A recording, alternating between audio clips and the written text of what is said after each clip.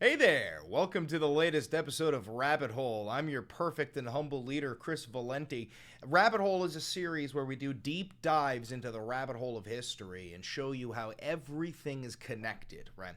So, on today's topic, we're going to be talking about the Great Depression of 1929, Black Tuesday, Black Thursday, the market crash, World War I, all the events that led up to the Great Depression. Now, why is that relevant today? I don't think you need me to tell you that Donald Trump has crashed the stock market. The stock market has plummeted more in one day than it had in the previous 5 years, and it seems like we may be heading into another depression because we're currently living through a recession. We can't head into a recession if we're already in one, ladies and gentlemen. But this isn't about modern politics. This is about history, and we're gonna cover it. So before we do this deep dive, make sure to like, comment, subscribe, hit the notification bell. That costs you nothing, and it helps me immensely. If you do want to help the channel out financially, there's a couple of ways you could do that. You can become a patron on Patreon for $5. Big shout out to all of my patrons, which will give you access to some videos that are only on Patreon. You can become a member here on YouTube for $5, which will give you early access to these videos. You could also buy some of that dope-ass Valenti Videos merch down below, and you can use the 40% off discount for Ground News Vantage subscription so that you can parse through all the bullshit on your own. But without further ado, let's do a quick dive into the rabbit hole of the Great Depression of 1929. So I have some notes here. I also have a lot of links that we're going to pull up. But one of the first things that I want to talk about is the lead up. You know, why did the market crash? What really happened, right?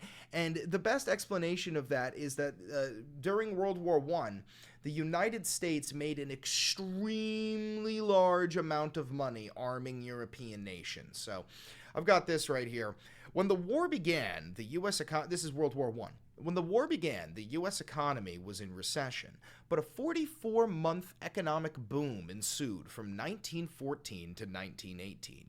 First, as Europeans began purchasing U.S. goods for the war, and later as the United States itself joined the battle.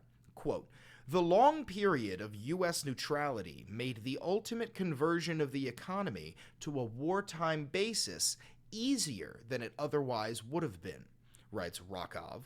Quote, "Real plant and equipment were added, and because they were added in response to demands from other countries already at war, they were added precisely in those sectors where they would be needed once the U.S. entered the war." So what does that mean? It means that other nations were demanding things like gunpowder and rifles and vehicles, right? So by the time the U.S. entered into the war, we already had wartime production set up and ready to go, and it just needed to increase production based on our demands or decrease, considering America played a very small role in World War I in terms of actual combat. We joined in at the very tail end. But we're going to finish off with this link here. This part's very important.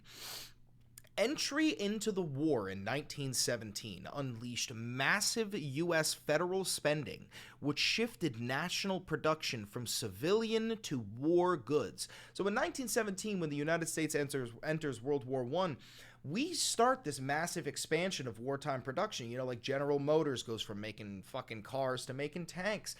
Chef Boyardee, Ettore Boiardi, he goes from having fucking red sauce factories to creating rations for our boys because they already had factories that were really good at making, canned goods.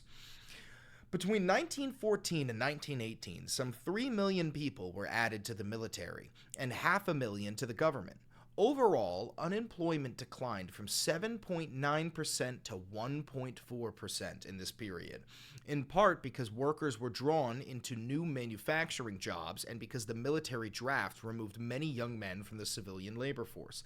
So this here is when the United States, in this modern era, and I would consider World War I to today the modern era, which I know that sounds ridiculous, but to be frank, humanity's been here for a while. The United States got its first taste of how much money we make at war, whether we're in the war or whether we're arming another nation, but specifically when we're at war. You see the unemployment rate drops from 7.9% to 1.4%. And I do have some numbers here. I have my own notes here that I'll cover for you. So in 1914, U.S. trade with the Allies, with the Allied nations, was $825 million. By 1916, it jumped to 3.2 billion. So in 2 years, the amount of trade that we had going with other nations, it quadrupled, 4x, right? Meanwhile, the trade that we had going with Germany dropped from 169 million in 1914 to 0 in 1916 because the British had a naval blockade and nobody could trade with Germany, right? So this is a moment in American history where the United States suddenly realizes just what it is capable of. If anybody on the planet is at war, we can fund them. Hell, we could join in and make an absolute fucking boon, right? So this is the beginning, right? This is the players start to enter the stage, right?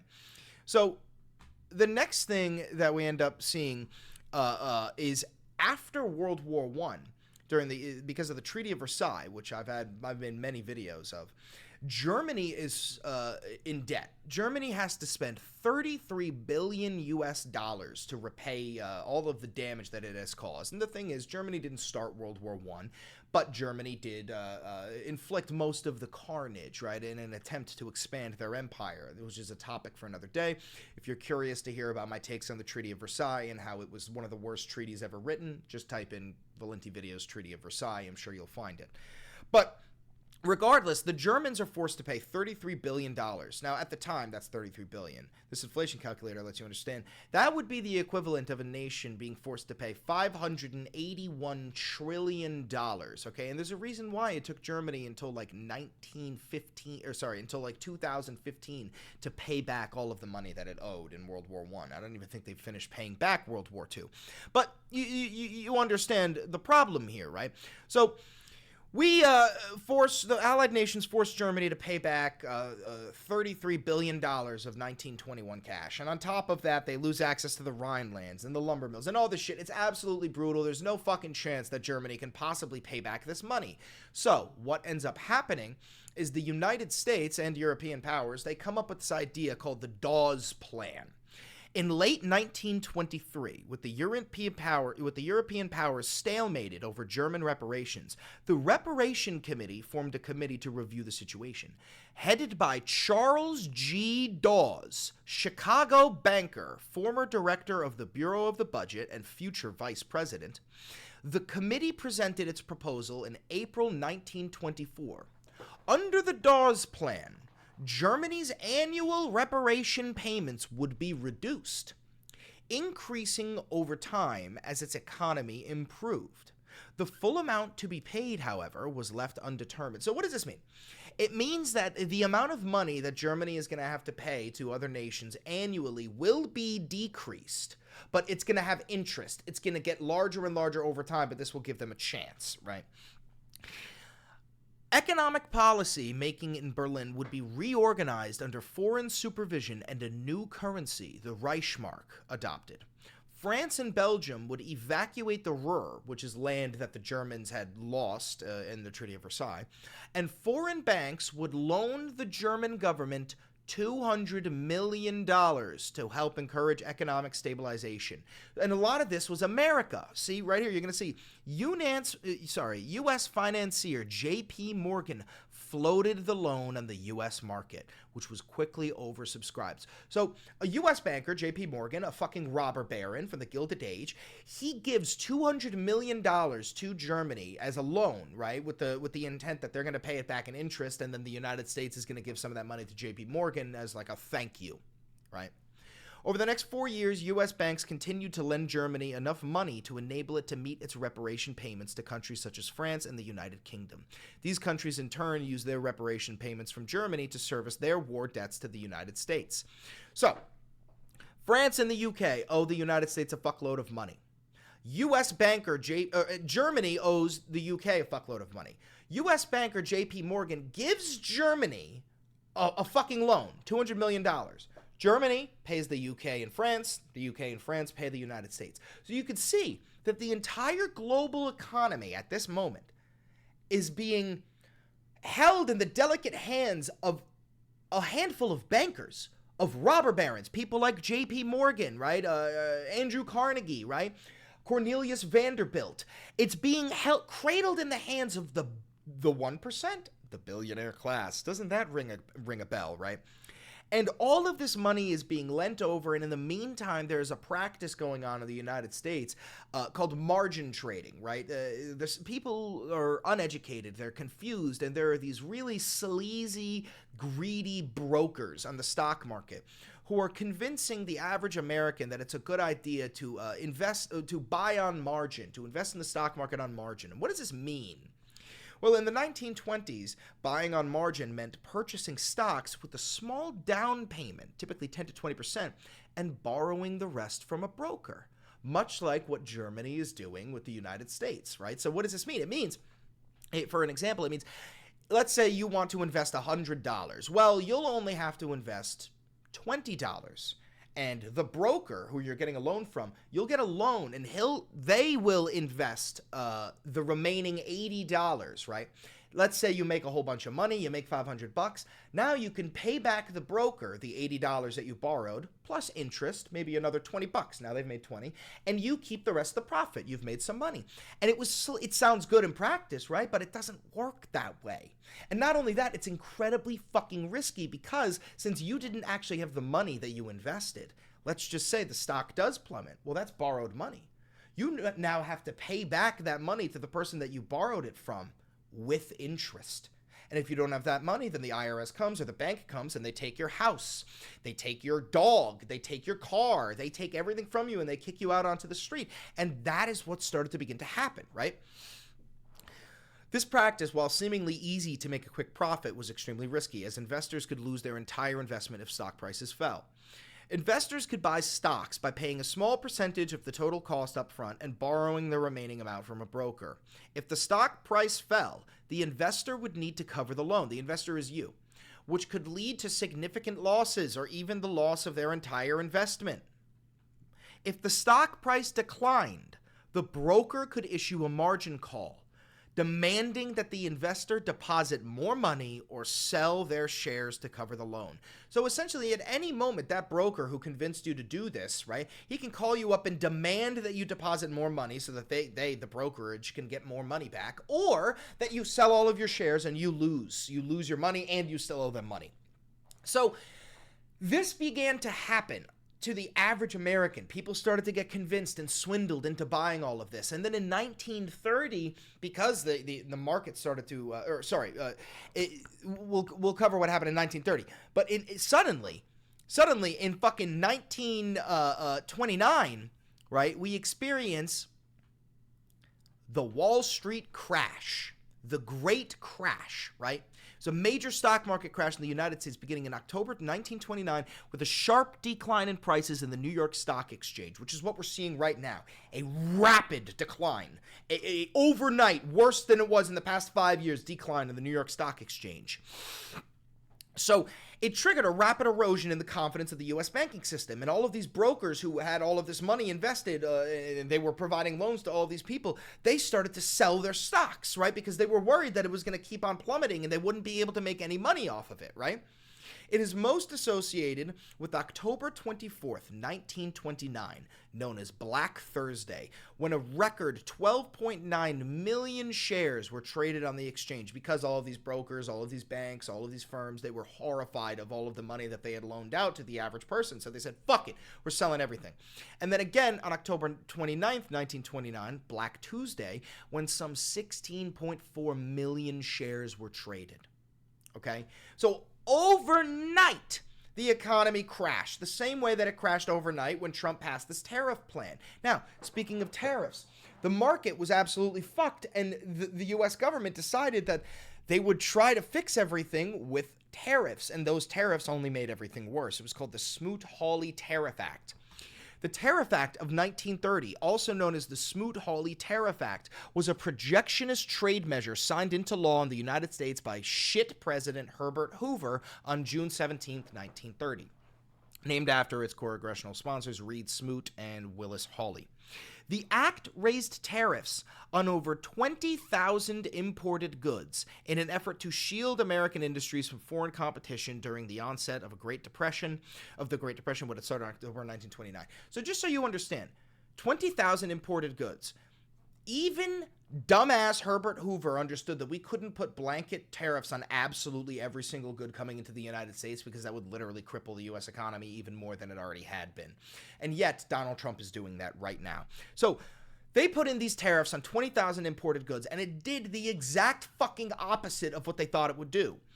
Hoover signed the bill against the advice of many senior economists, just like Trump is doing, yielding to pressure from his party and business leaders. Intended to bolster domestic employment and manufacturing, the tariffs instead deepened the depression because the U.S.'s trading partners retaliated with tariffs on their own, leading to U.S. exports and global trade plummeting. So this is what's going to happen right now with the current trade war, right?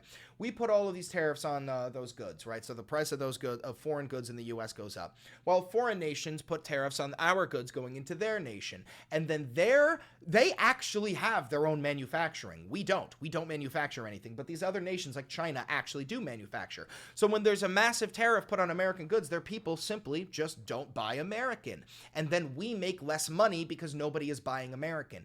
We can't afford to do that. We can't afford to just buy American because we don't make anything here.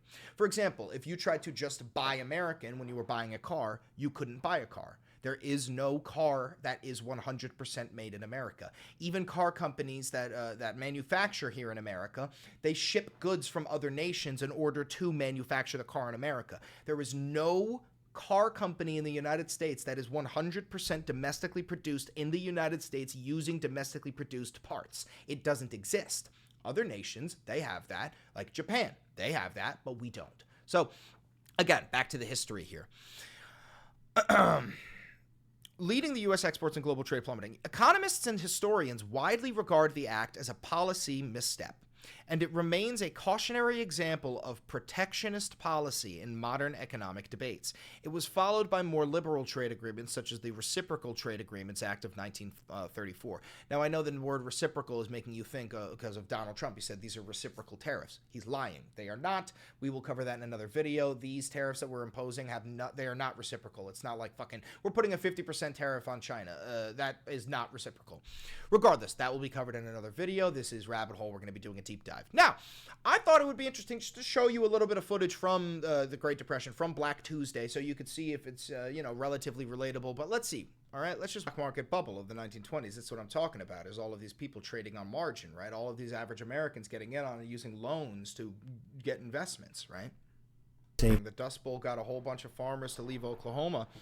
And this is something that you're going to start to see with climate change, is as we experience more and more severe weather events, the agriculture sector is just going to die off.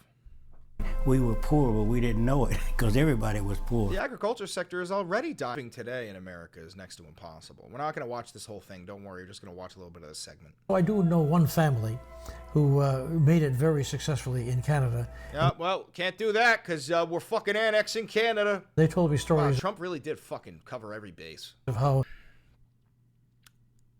that is the future that's coming, is that the stock market is going to crash even more and more and more, and the average Joe is going to lose almost all of the money that they have invested, their savings account. There's no Social Security waiting for them because Doge is dismantling it.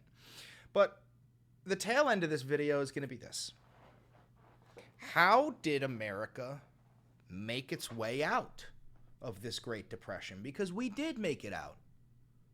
Well, we made it out by electing a man by the name of Franklin Delano Roosevelt, also known as FDR, my favorite president in American history.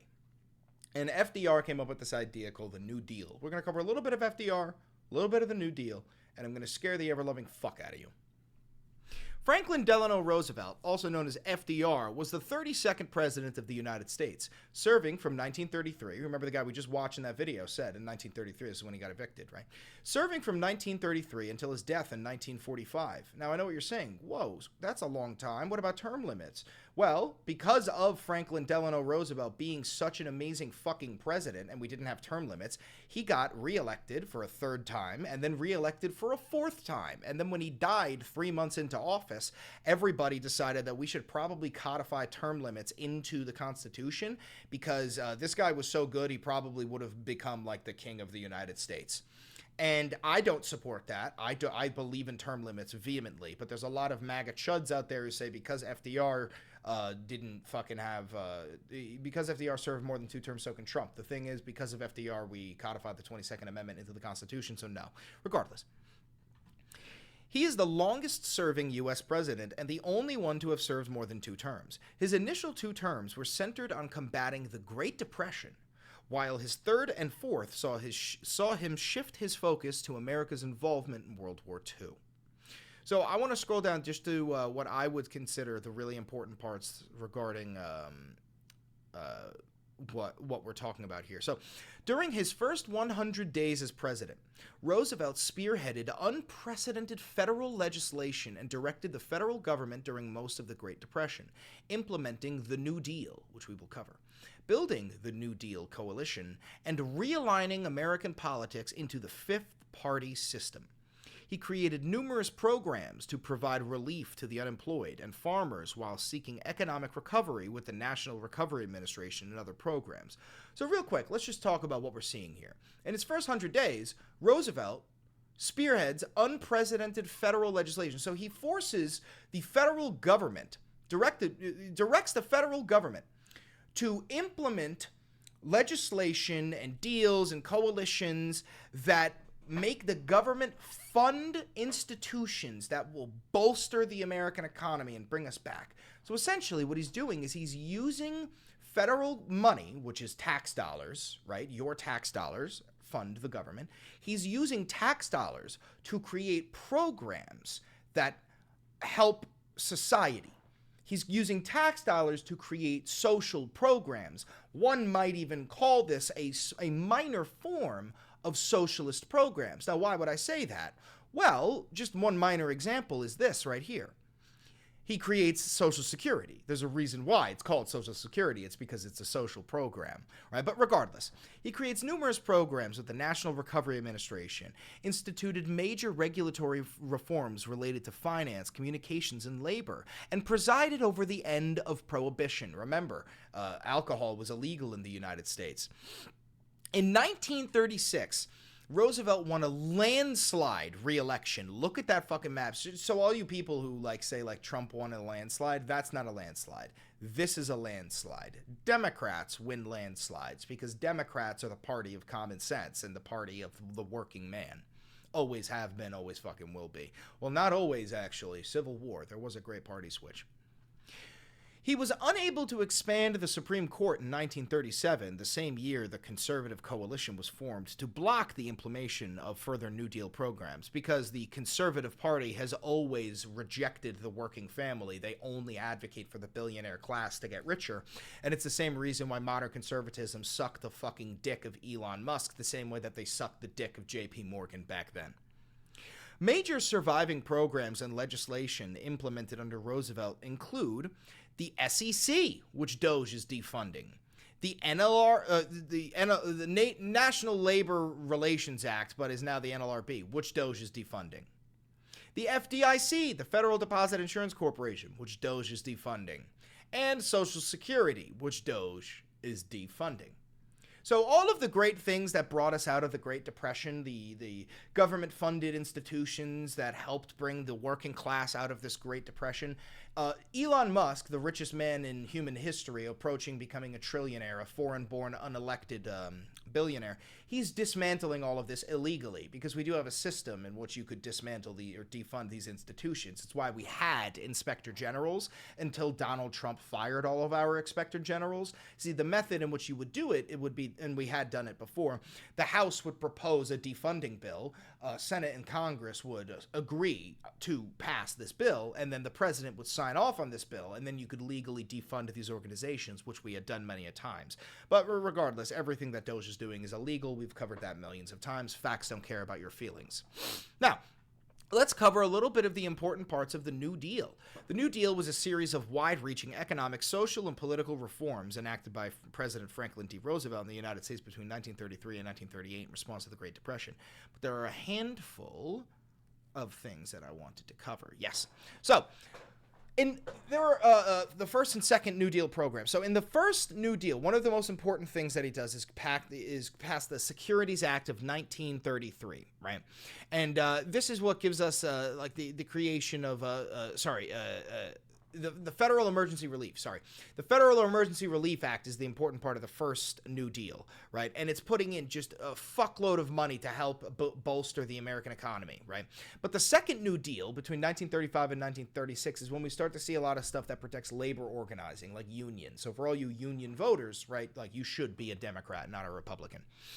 The National Labor's Relation Act, which we just talked about, the Social Security Act, the United States Housing Authority, the Fair Labor Standards Act of 1938 is a United States labor law that creates the right to a minimum wage. So the only reason why you have a minimum wage is because of Democrats like FDR. And don't forget, the conservative coalition fought tooth and nail to undo and prevent everything that we're talking about here, because the conservative party has always hated you so much. They think you're so fucking stupid. It's the same reason why they destroyed the Department of Education. It's because they want you to stay uneducated and stupid so that you will never realize that they're fucking you up the ass. Oh, Jesus. Roosevelt also built the New Deal coalition, but the economic turndown of 1937 and 1938 and the bitter split between the American Federation of Labor and Congress of Industrial Organization labor unions led to major Republican gains in Congress in 1938, and as soon as Republicans start to gain progress in government, everything starts to collapse because they are a regressive party. So, this is where I'm going to start to scare the shit out of you, which is, how did we continue? How did the U.S. continue to make money after, the New Deal? Well, we started with something called the cash and carry policy. It was a joint session of the United States Congress subsequent to the outbreak of war in Europe. See, we had a Neutrality Act in 1937, which meant that we could only arm nations if they were going to guarantee the transportation and if they paid in cash. So the 1937 Neutrality Act, by which belligerents could purchase non-military goods from the United States as long as the recipients paid immediately in cash and assumed all risk in transportation using their own ships. Well, the cash and carry policy was enacted in 1939, which allowed us to sell military arms to like the UK and France on the same cash and carry basis. So now it wasn't just non-military goods. Now we could send them military goods, right? So now suddenly we are able to do the cycle repeats. We're able to do what we were doing in 1914 when we were arming these European nations, because Hitler and the Nazis were, and Italy as well, were on the rise, and Japan too, and China. They were at war, and we found this as an opportunity to start arming nations again, almost like the hundreds of millions of dollars that we've sent to Israel and the hundreds of millions of dollars that we've sent to Ukraine while they are in their own respective wars. And then everything really shifted with our final tab here, which is the Lend-Lease Act. The Lend-Lease Act was signed into law on March 11th, 1941, and it ended on September 20th, 1945. A total of $50 billion were accounted for worth of supplies were shipped. So the Lend-Lease Act, it was introduced as an act to promote the defense of the United States. It was a policy under which the United States supplied the United Kingdom, the Soviet Union, France, the Republic of China, and other nations of the Second World War with food, oil, and material. Now, when they're talking about material, they're talking about weapons, okay? So suddenly in 1941, we opened up the floodgates and we said, fuck it, we'll arm everybody. We don't give a shit. We'll even lend you the stuff, and you can pay us back later with interest, which is how we made an absolute fuckload of money off the military-industrial complex. And you see like the beginning of the rise of these tech giants and industrial giants like Lockheed Martin and Raytheon, Northrop Grumman, like the military-industrial complex that you know today. So what does that mean? How am I going to end this video? Well, I'm going to end this video by saying that a lot of this is reminiscent of what we're going through today, or a lot of what we're going through today is reminiscent of what happened back then. I wouldn't argue that we're headed into World War II. I would argue that we're headed into World War I, and that we may potentially already be in it. We are funding a fucking genocide in the Middle East. We are funding the defense of Ukraine, or at least that's going to end soon. We're not going to be funding them anymore. We are actively bombing Yemen, hunting down terrorist organizations, the Houthis, We're threatening war with Mexico. We're threatening war with Greenland. We're threatening war with Panama. Donald Trump just passed the highest tariffs in American history on every single nation on planet Earth. It's causing a market crash in the United States, and the United States and the global market is heading into a crash. I unfortunately do believe that the only method that the United States knows to pull us out of this is war. Historically, it's the only method we've used. It's war, baby. You saw earlier the unemployment rate in America from 1914 to 1918. It went from 7.9 to 1.9%. Why is that? War. You know, the amount of money that we made between 1938 and 1941 before we even joined in the war. Why do you think that was? War. The amount of money that we made during World War II. Why do you think that was? War. The amount of money that we made during the Cold War producing weapons. Why do you think that is? War. I unfortunately do believe that Donald Trump is going to lead us into another great war, and that the beginnings of World War III are already upon us. We might look back at this era as the beginning of World War III, with tensions rising in Europe, tensions rising in the Middle East, tensions rising in China with Taiwan, tensions rising with Greenland, tensions rising with China and Mexico, tensions. The world is a powder keg, and Donald Trump is a match. Now, that's all I got for you today. Thank you for joining me on this rabbit hole. I'm sorry to have scared the ever-loving fuck out of you. I'm not a fearmonger. Times are just scary. Before we end this, I want to remind you to like, comment, subscribe, and hit the notification bell. It costs you nothing, and it helps me immensely. This is real independent media. I have no funding. I have never had a conversation with an advertiser or a billionaire or a foreign government. So if you do want to help the channel financially, I would really appreciate it, and it's the only thing that keeps me going. It's how I pay my bills. There's a couple ways you could do it. You could become a Patreon, or you can become a patron on Patreon. If you do that, it costs $5. You'll get access to the Patreon videos. You could become a member here on YouTube for $5, which will give you early access to my videos. You can buy some of the dope-ass merch linked down below, and you can get a 40% off discount on the Ground News Vantage subscription with the link in the description down below. You could also just donate money with like a super thanks or whatever, but YouTube does take a big cut of that. Regardless, thank you for tuning in. Thank you for tuning into this episode of Rabbit Hole. Tomorrow's Sunday, which is my day off, and as I always say, I will only be making a video if Trump does something like fucking nuke Iran. But tomorrow's my day off. I'll see you on Monday for the next episode of Rabbit Hole. Have a good one. Stay hopeful. Never stop fighting, but always be careful. Catch you later.